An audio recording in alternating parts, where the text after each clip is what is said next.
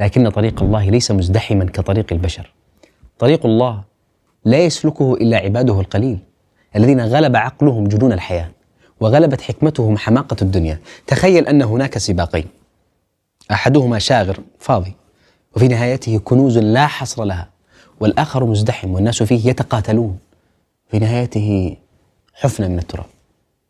بينما يسلك الكثير الطريق الثاني، ماذا ستسلك أنت؟ لهذا السبب دعا الرجل أن يكون من عباد الله القليل، ولنفس السبب فهمها عمر فبكى ودعا الله خلف هذا الرجل، لأنها رفعة لا تضاهيها رفعة أن تكون من عباد الله القليل.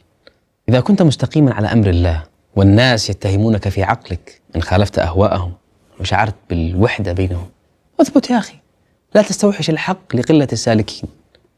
إذا كان الله ورسوله معك فليس هنالك قلة ولا ذلة ولا وحشة. السلام عليكم.